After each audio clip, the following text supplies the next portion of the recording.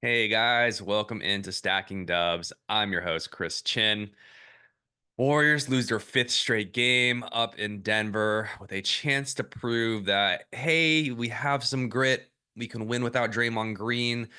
Tough matchup against the former champion Denver Nuggets, who have been recently healthy, full go now that they've got Aaron Gordon back. And the Warriors play well in this one, keeping it close, fighting, really back and forth game the entire night. But after building a double digit lead in the fourth quarter, all too familiar, the Warriors cannot get it done in clutch time and end up losing another big lead, decent sized lead in this one. In a game that they could have won, in this 5 game losing streak. I mean, they've been in every game in the fourth quarter. I think in four of the games, I think excluding the Suns, they had a lead at least midway through the fourth quarter.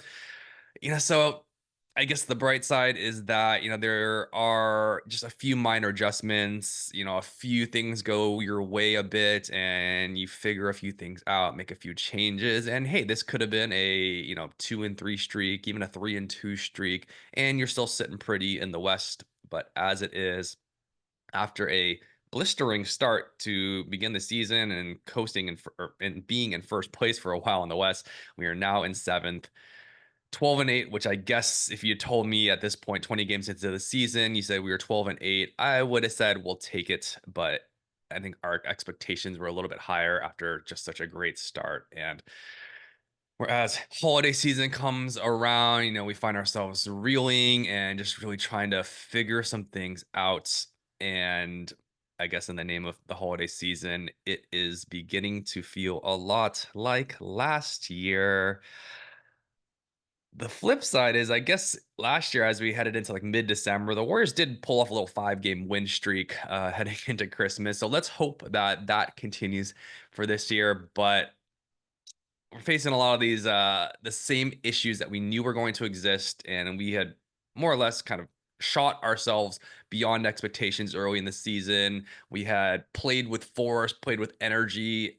Honestly, I think the Warriors were just in better shape and conditioning than most teams starting the year, especially because of our depth, and we just were getting after it. And, in parts of this game last night, the Warriors were getting after it. I thought the defense was actually pretty good. They bottled up Jamal Murray for most of the game before letting him get a little bit late loose. Looney, TJD did a good job against Jokic for the most part. I mean, he was more or less a jump shooter, and, he's shooting the lights out, and there's only so much you can do, but limited his assists. I think he only had like, what, 6 or 7 assists. So without Draymond Green, I thought Jokic would really just have a almost a career night, but they did a good job, and the Warriors gave themselves a chance to win. But like most of this losing streak, it has been the same recipe where the Warriors have been, you know, steady, sturdy for most of the game, just in terms of, being in the game, being competitive, giving ourselves a chance to win in the clutch, get the game to Steph Curry, and let him do his heroics. But Steph didn't quite have it in this one, obviously dealing with some knee tendonitis, dealing with different rotations, which we'll talk about in a bit, but just didn't really seem to have it tonight. And you just see in the clutch, if Steph doesn't have it, then this team just doesn't have a chance to win. I mean, well, going back to kind of more the game as a whole, the Warriors are in it. And you could point to the Nuggets shooting 46% from three. And a lot of those were on, below average shooters. Westbrook hit a three. Peyton Watson hit a three. Aaron Gordon hit three threes, who's been shooting well, but it's still, we'll live with him shooting threes. I don't like to blame the refs usually, but in this one, I thought the refs were atrocious. That third quarter was just horrific, just ticky tack fouls on the Warriors being called, 4 fouls in the first couple minutes, which, we'll take our accountability for some of it, but man, I think at least three of those could have been let go. Looney fouls out on, I mean, they even replayed it, and I mean, I guess it's a foul because he's still kind of moving, retreating, but dude, just let that go. That's a foul from the first half of the NBA last year. That's not a foul this year. And then even at the end of the game, when Christian Brown jumps on the ball, calls for a timeout that they don't have, should have been a technical foul, should have been ball back to the Warriors with a chance to tie it with a three. Steve Kerr was livid. You could hear it in his post-game interview that he was still pissed off about it, as was I. Refs did a horrible job in this, but my point is that a few of those things kind of regress to the mean, and I mean, Steph Curry's never going to get a whistle, but you say, hey, maybe once in a while the Warriors get a favorable whistle. Now you're winning games like this. But this game, like we knew would probably be the case, it was going to come down to closing time. And like we knew would probably be the case coming into the season, this closing lineup is not very good. Steph Curry, despite being the clutch player of the year last year, how you're going to expect him to be clutch player of the year every year, hasn't really had it in this season. And the games that we are winning against good teams, that's the times he has had it. But it's a lot to put on Steph. It's a lot to expect when you're just the only one creating shots in general, not even just the scoring, but creating opportunities. So I think we knew that this closing five or whatever you want to call it, it would be the Achilles heel of this team. And even more so than that, just finishing halves. The Warriors have just not finished halves well. It seems like we're always just fighting to stay in games, and at halftime, it's a little worse off, and we're losing momentum heading into halves. Let's look at the Warriors. The possessions in the final 4 minutes where the Nuggets went on a 13-2 run started. So I think last 4 minutes, Buddy misses a wide open three. Buddy Hield had a horrible game last night, and he's really cooled off, but misses a three. Eventually gets pulled because he just didn't have it. Kaminga misses a layup. Steph misses a three. Steph makes a layup. Then Kaminga, after a nice pass from Curry, gets his dunk attempt just kind of swatted away on the way up by Murray. It was just kind of an unfortunate play for the Warriors. Should have been two. Next possession down, Gary Payton misses an open three. Steph misses a three. Kaminga's layup gets blocked by Jokic. And then Wiggins, who disappeared for most of this game, showed you why he just slips, falls on a chance to, I think, tie the game at that point, under a minute, but slips, falls down, turns the ball over. What I guess it teaches us is that we don't have a consistent number two guy who can get his own shot. I mean, Wiggins, Kaminga, Buddy Hield, whoever you want to pick, between the three of them, I mean, we didn't get one decent look at the hoop towards the end of the game. And that's how you lose games, and that's what needs to fix, or what needs to change. And it's an obvious fix that the Warriors need to find a better number two. We don't need to get too much more into it. We're just, belaboring the points, but it has never been more apparent that Steph Curry needs some help if this team is going to have a chance to win close games down the stretch. And more so, even just to reduce the wear and tear on Steph. Man, he just relentlessly every single possession that last 4 minutes. It started with Steph. He's attacking Jamal Murray, not quite getting the separation he needs, and now the Warriors are just kind of flailing for a good shot. Curry, 24, 7, and 11 assists in this game, but again, went cold in the clutch. I think he was 8 of 23 on the game, 4 of 15 from three. Couldn't He finished pretty well in that second quarter, couldn't quite get there in the fourth. I mean, it is what it is. I think Steph's doing what he can out there. It's pretty apparent that he doesn't quite have the same juice and burst, especially kind of attacking the rim as he did earlier in his career, and that's okay. I think it's what is inevitable, and we hope that he can hold on to that and find other ways to score for as long as possible into his career. But if this is the new norm, then it's that much more apparent you need to find more shot creation to ease the burden on Curry. The Curry and the coaching staff decided that, hey, let's play Steph in slightly shorter spurts, and Curry doesn't usually love it, but I think the 9-10 minute spurt's not quite where we want to be with his knees kind of ailing him. So he only played the first 5 minutes and then rode the bike for a few more in the first quarter just to kind of stay warm. Had a great second or end of the first, early second stint, and then finished the last 3 minutes of the half. So that was kind of the rotation pattern. Probably better from an injury standpoint. Just even though he played 34 minutes, we kind of stretched him. I think the goal was to have him play or I guess call it 6 5-minute shifts or so to getting up to 30 minutes, but he had it going in the second. So played a little more. It'll probably stay like this for a little bit, and then he'll go back to his normal rotations. But maybe that's why he didn't shoot well, didn't really quite find a rhythm in the second half. Whatever the reason, it was a different look, and yeah, it wasn't enough to win the game. Let's start with some of the bad. We're bad players. Pajemski, called out by Steve Kerr after this game, and I mean, you saw him yelling at him on the sideline a bit after Pods fouled Aaron or Michael Porter Jr. on a three. It was the second 3-point shooter he fouled in the game. A lot of bad decisions by Pajemski, where I think that's why Steve Kerr so on him, because he knows Pajemski's one of the smarter, higher IQ players on this team. He's capable of making great decisions. He's in his own head, man. A lot of it, it's deciding to throw. I think he threw a couple lobs, trying to hit homers where we just need to hit singles. It's that shooting a three rather than just passing the ball to Wiggins and letting him attack Jokic in that fourth quarter. Shot a three, shot terribly again. That's none of the threes even look close. Nothing's hit the inside of the rim. It's good to stay aggressive, but it's just not there right now. Although he did hit two mid-range elbow shots, which he, quite frankly, it's very important for his game to be able to settle into that mid-range, because tough for him to score inside, really tough for him to score outside right now. Needs to have something in between just to kind of give himself a few more escapes once he's kind of attacking. And it's amazing for what some making some shots did. You see, as soon as he kind of hits that mid range, he's feeling good. The defense intensity picks up. Shot making's that one skill. I know it's just one skill amongst many skills in basketball, but it really is the ultimate confidence changer. And you look at how players play.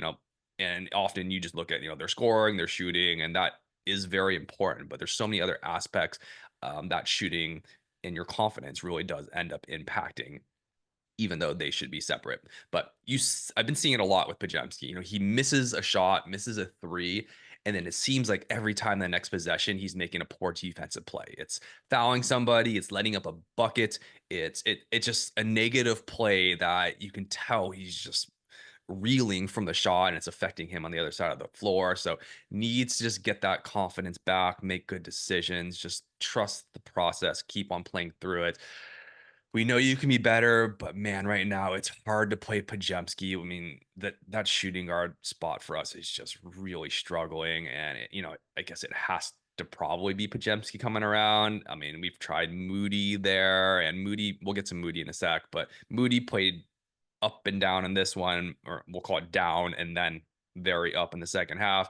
But the consistency is not quite there that we've seen from Moody throughout most of his career. So whoever wants to play that too, it's up for grabs. Who can do it consistently, we'll see. But Pajemski, you got it. Some things are better. Some things that you're typically good were not good in this one. So really need him to get going. Speaking of Moody, 13 points, rough first half. Didn't really do much, but as he played his second half minutes, that his activity, his effort, his hustle kept us alive in that third quarter when the Nuggets were trying to separate. And then that fourth quarter was great. Hit a couple big threes, found ways to score. This is why Steve Kerr, this is why you have to commit to minutes for guys like Moody. It's too easy to say, okay, he had a bad first half and now he's not going to play again in the second half. And I know there's been times where Moody had a great first half and still didn't play in the second half. You need to commit to giving Moody his rotational minutes. I forget how many minutes he played, but you need to commit to it, because you could have a bad first shift and then settle into the game and play much better in the second half. And that's exactly what happened in this one. So, one of my biggest critiques of Kerr is, sometimes you're trying to ride the hot hand too much. You're just kind of in the game, making too many adjustments. I'd say, I mean, hindsight's 2020, but commit to the minutes that you intend to give to guys, on the back end of the bench, like Moody. Um, I typically say Pajemski, but no, Buddy Hield has to keep playing even when he doesn't have it going. He can get hot at any point. Even GP2, find ways to get him minutes, and no more of these little. I know I said I would take him out of the rotation on the last episode here, but he played extremely well in this one. You got to find ways to give him minutes. I think taking Lindy Waters out of the rotation last night opens up a few more minutes. And you saw GP2 took some of those minutes, and Moody took some of those minutes, and they had great games. GP2 ended up making a three-pointer, which is like the craziest thing I've seen in a while from him. Hasn't made many this year, but had a big scoring day, 5 of 6 from the field, and had 11 points, and just played a very strong game. Other role players, Kyle Anderson, slow start, but found his way into minutes, ended up closing the game. But I think he had like 6 rebounds and 5 or 6 assists, finds ways to impact the game, especially on the defensive end. So I thought he did a great job filling in for Draymond, and that's what you have him for. But let's get to Kaminga, who also falls into this same bucket of, hey, he needs to get his minutes regardless. Although he was a little backwards last night, he ended up hot. 9 points in that first quarter. Best player on the floor out of all the starters for that first quarter. 14 in the first half. Only 5 points in the second half, finished with 19 for the game. Sort of disappeared in that second half. But what you saw early was everything you want to see on the offensive end from Kaminga, right? He's seeing the floor much better. It seems like the game's really slowing down a bit. When he catches the ball, he seems to have a plan, right? It's catch and hey, I know I can get to the hoop. I'm going right away. It's catch and it's not there. I'm gonna keep the ball moving and be a playmaker and find other shooters. Or sometimes it's, hey, low shot clock. I need to kind of get to that mid range, put up a decent look, the best that we're going to get late shot clock. So I thought he passed up on a couple of ones where he might have shot it, but ended up being patient, finding Steph Curry for open shots. It's just a much better feel for when to attack, when to shoot, when to keep it moving. So I think on a team where there's just such a lack of shot creation, he's been one of the most consistent shot creators, including getting to the line typically that the Warriors have had. And through the ups and downs, you just need to keep him playing. Was in the closing lineup. Good job, Kerr. Although it didn't quite pan out great in this, but had a couple opportunities to score late, didn't quite get it done. Good defense by the Nuggets. The question I have, and I know I say it a lot, but Kaminga is the key to really unlocking this Warriors team. But I want to talk about like the defensive side because I think we know offensively what he's bringing. It's improving, and he's getting there offensively. On defense, can he become a viable perimeter defender? Can he be, in addition to Wiggins and GP2 when he's on the floor, a point of attack defender against, the bigger wings against I mean, I don't want to say LeBron, but that kind of build, your Paul Georges of the world. Can Kaminga put up enough resistance without fouling, and just play smart and be a guy that can handle, maybe 6 to 8 minutes as that primary point of attack perimeter defender? And then also, in addition to that, can you continue to provide a little bit of rim protection? Can you get a block a game? Can you alter shots at the rim? He almost had a great play. It was overturned, but took a charge initially on Jokic late in the fourth. Would have been a huge play, but they challenged it and feet just moving a bit. 3-point play for Jokic, and you could say that that was one of the turning points in the fourth. Haven't seen Kuminga take too many charges, but you would feel like with just a little more experience, it's rather than shuffling those feet to the side, it's just one bigger step, get to the spot, plant yourself, take that in the chest, and that's a winning play. So I appreciate the effort. I appreciate it almost being there. Continue making progress on the defensive side of the ball. Well, I mean, I guess that's all we'll really say about last night's game. There's not a lot of other more positives there other than they fought and they gave themselves a chance. Lastly, Draymond Green with that calf, we could be looking at an extended absence for Draymond. If you remember, I think it was 2 years ago, he missed a lot of games. It ended up being a back issue, but he felt it first in his calf, kind of connected, almost like a sciatica type thing, but just kind of lower back, kind of wear and tear. It took him a while to rehabilitate it. I don't know how many games he missed at that point, but it was a few. They're saying that they're doing more testing. They're continuing to monitor and learn a little bit more, but there are some similarities. They think they've caught it a bit earlier this time, but there's some similarities to that same kind of ailment. So hopefully we get Draymond back before our next NBA Cup game, which I believe would be in a week and a half from now. So upcoming schedule, we play the Rockets tomorrow. Then we got the Wolves on, what would that be, Friday and Sunday. And then next Tuesday, I believe, we play the Rockets in the NBA Cup at Houston in the quarterfinals. So we'll see how it ends up. I think not a terrible draw, all things considered. The event, because we lost this one, yeah, we have to go on the road, but We know we can beat the Rockets. We played them well. The other two teams on the other side of the bracket are the Thunder, who I'm glad to avoid, and the Mavericks, who snuck in with a nice comeback last night against the Grizzlies. Of those teams, I guess I'd rather play the Rockets, but we've beat all three of them, and I think we know we can handle, especially at full health. So we're gonna keep our spirits up in the name of the holidays and just hope for a little Christmas miracle in terms of maybe a trade or transaction or someone gets it going. But something needs to happen because we know that this is what this team is. It's what we thought they would be heading into the season, a competitive, scrappy team with a lot of depth that's going to have trouble when you're in the clutch and playing in the half court 5-man lineups. So also, Warriors got beat in transition last night. Can't happen. I know the Nuggets are the best in transition this season, but Warriors are built on transition defense and getting out and running, and it wasn't there tonight. So, or last night, excuse me. All right. Moving on, guys. I will talk to you after next time. Thanks for tuning in. Stay strong. Hang in there. We will be back and we will weather the storm and be okay. Until next time, I'm Christian. Don't forget to hit like, subscribe if you haven't.